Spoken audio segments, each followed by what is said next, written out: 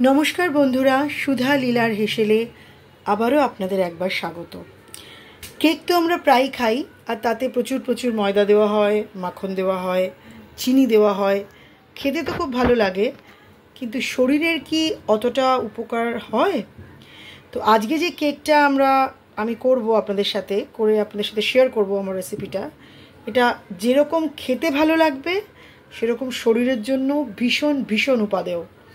তো এখানে প্রচুর পরিমাণ ড্রাই ফ্রুট লাগবে। অ্যালমন্ড নিয়েছি, কাজু নিয়েছি, কিশমিশ নিয়েছি, খেজুর নিয়েছি। আপনারা চাইলে আরও অনেক পেস্তা টেস্তাও দিতে পারেন। তো আমার ঘরে এই চারটেই উপলব্ধ ছিল, আমি এই চারটেই নিয়েছি ড্রাই ফ্রুট হিসেবে। চিনির বদলে এখানে দেব গুড়। লাগবে এখানে হাফ কাপ দই। আচ্ছা শুনুন, এখানে 1 কাপ মতো গুড়, মানে এটা যদি আমি ঘেটে নিই তাহলে এখানে 1 কাপ, মানে 1 বাটি হবে। যতটা পরিমাণ গুড় তার ঠিক হাফ পরিমাণ হচ্ছে টক দই। তাহলে এখানে ফার্স্টে আমি ড্রাই ফ্রুটটা দেখালাম। ড্রাই ফ্রুটটা আপনাদের খুশি মতো আপনারা কম বেশি করে নেবেন, কিন্তু এই পরিমাপটা আপনাদেরকে ঠিক রাখতে হবে। যতটা গুড়, চিনি দেবো না, এটা গুড় দিয়ে হবে, যতটা গুড় তার থেকে হাফ কাপ হচ্ছে মানে হাফ পরিমাণ দই, আর তার থেকেও মানে ধরুন 1/3 পরিমাণ হচ্ছে হোয়াইট অয়েল। আর লাগবে এখানে আটা। আটাটা এই যে বাটির গুড় সেই বাটিরই 1.5 কাপ, মানে 1.5 বাটি আটা লাগবে। আর লাগবে 1 চামচ বেকিং পাউডার আর হাফ চামচ বেকিং সোডা। তো এগুলো সমস্ত এটার মধ্যে মিশিয়ে দেবো। তারপরে অনেকক্ষণ ধরে আমাকে নাড়তে হবে, নেড়ে যাতে কোনো রকম যাতে গ্লোবিউলস বা কোনো গুড়ি গুড়ি কিচ্ছু যেন না থাকে, কোনো গুটলি যেন না থাকে, পুরো মিহি করে তারপর করতে হবে। Very easy. চলুন দেখাই। তাহলে উপকরণগুলো আপনারা একবার দেখে নিন। এখনও আমি আটাটা দিইনি, আটাটা আপনাদের সামনেই আমি দেব। সবগুলো মিশিয়ে নিয়েছি, কিন্তু আটাটা একটু আমি ছেঁকে নেব। ওই জন্য এই দেখুন, একই বাটির মাপে আমি প্রথমে এখানে 1 বাটি আটা নিলাম, আরও হাফ বাটি আটা নেব। প্রথমে আটাটাকে নিয়ে খুব ভালো করে এরমভাবে চেলে নিতে হবে যাতে কোনো ধুলো টুলো না থাকে। এরম করে প্রথমে 1 বাটি, তারপর আবার হাফ বাটি নেব, ওই বাটিরই মাপে। যেই বাটিতে 1 বাটি গুড় নিয়েছি, যেই বাটির মাপে হাফ বাটি দই নিয়েছি, সেই বাটির মাপেই 1.5 বাটি আমাকে আটা নিতে হবে। এটা খুব ভালো করে ছেঁকে নিতে হবে। এরপর দিতে হবে আমাকে এরকম 1 চামচ বেকিং পাউডার, আর দেবো আমি হাফ চামচ বেকিং সোডা। ওই চামচটারই মাপে এরকম হাফ চামচ বেকিং সোডা।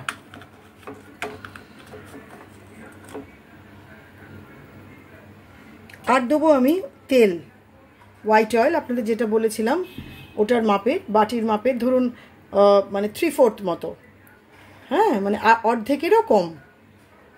এবারে এগুলোকে সবগুলোকে ভীষণ ভালো করে, এই প্রত্যেকটা জিনিসকে খুব ভালো করে মিক্স আপ করতে হবে।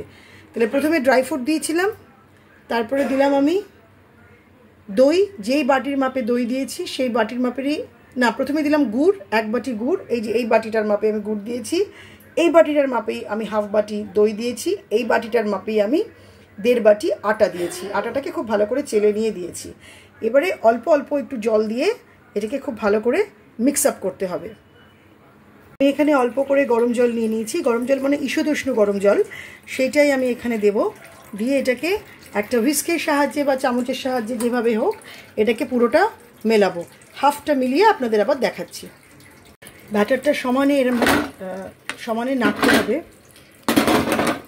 সমানে ব্যাটারটা এভাবে নাড়বেন, ননস্টপ এরমভাবে নেড়ে যাবেন, নেড়ে নেড়ে নেড়ে নেড়ে একদম মানে ঠিক হবে এরকম।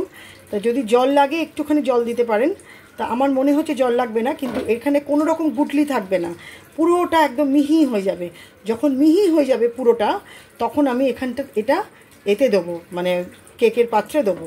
কিন্তু এটা দেখালাম আপনাদেরকে প্রথমে। সামান্য গরম জল দিয়েছি আমি আমার ওই বাটিরই 1/2 বাটি মতো গরম জল দিয়ে অল্প অল্প অল্প অল্প করে গরম জল দিয়ে এটাকে এরম রাউন্ড ওয়াইজ বেশ কিছুক্ষণ, প্রায় ধরুন 10-15 মিনিট মতো কিন্তু নাড়িয়ে যেতে হবে। যেরকম দইয়ের ঘোল করার সময় আমরা করি। কি করে বুঝবো হয়ে গেছে? যখন এই যে গুটলিগুলো যখন থাকবে না তখন বুঝবো এটা হয়েছে। তাহলে এখনও আমাকে বেশ কিছুক্ষণ এটাকে নাড়াতে হবে।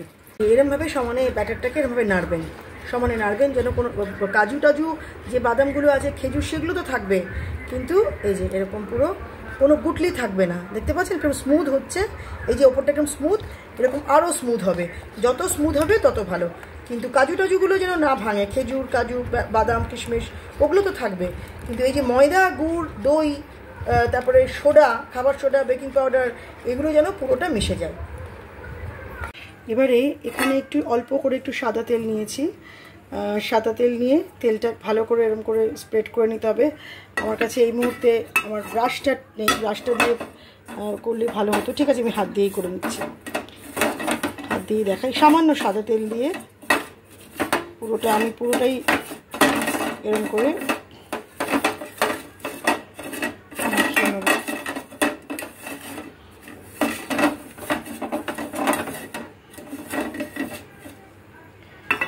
এবারে একটা টিস্যু দিতে পারেন, বাটার পেপার দিতে পারেন। যেহেতু বাটার পেপার এই মুহূর্তে আমার কাছে উপলব্ধ নেই, সেই জন্য আমি টিস্যুটা দিই, বের করতে সুবিধে হবে। তারপর এর মধ্যে আমি কেকের ব্যাটারটা পুরোটা দিয়ে দেবো। আচ্ছা, আমি মোলটা এর মধ্যে পুরো কেকের ব্যাটারটা আমি এই মোলটার মধ্যে দিয়ে দিয়েছি।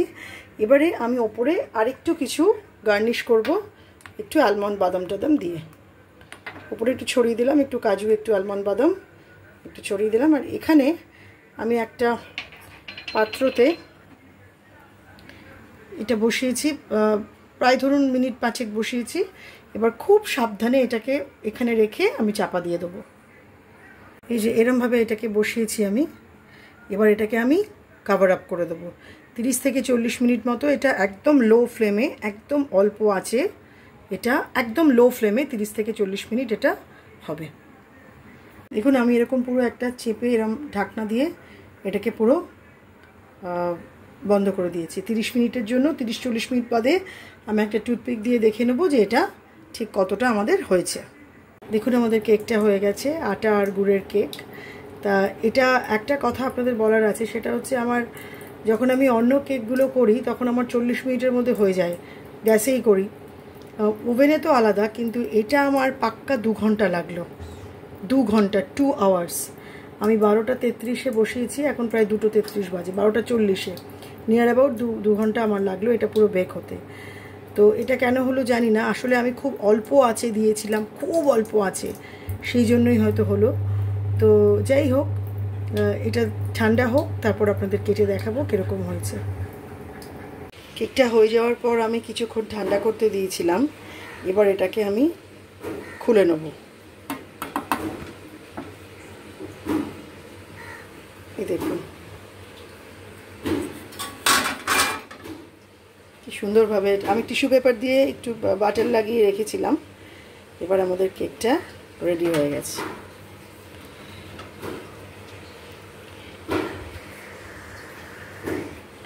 এবার এটাকে পিস পিস করে কেটে নিতে হবে। আচ্ছা, একটা কথা আপনাদেরকে বলি, যখন ড্রাই ফ্রুট লাগানো থাকবে সেটাকে উল্টো দিক করে কাটবেন, মানে যেদিকে আছে সেদিক করে কাটবেন না, উল্টো দিক করে কাটবেন, তাহলে ড্রাই ফ্রুটগুলোতে চোট পড়ে না।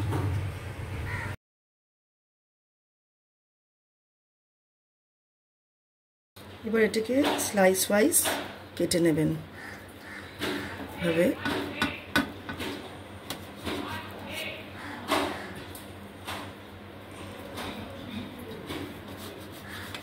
দেখুন কি সুন্দর হয়েছে, ভেতরটাও পুরো একদম মনে হবে দোকানের মতো কেক। এভাবে পিস করে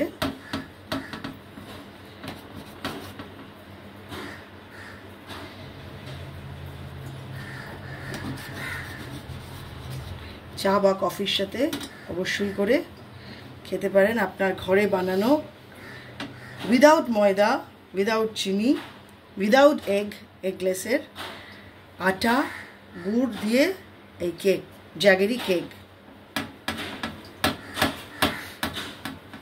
এভাবে পিস করে নেবেন। উল্টো দিক করে কাটলে কি হয়, তাহলে আপনার ড্রাই ফ্রুটগুলো ইনজিওর্ড হয় না।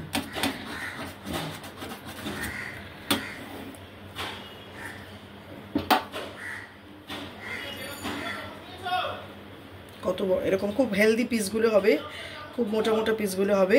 আপনারা একটাও খেতে পারেন বা দুটোও খেতে পারেন, যে কোনোভাবে খেতে পারেন।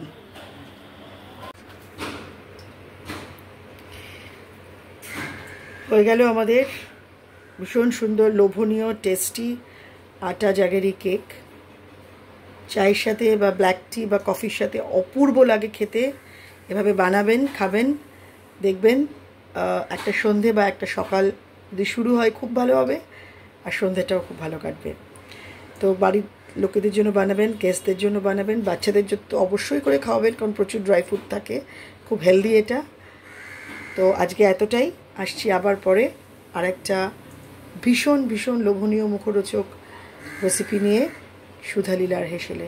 যদি আমার রেসিপিটা আপনাদের ভালো লাগে শেয়ার করবেন, কমেন্ট করবেন, আর অবশ্যই করে সাবস্ক্রাইব করবেন।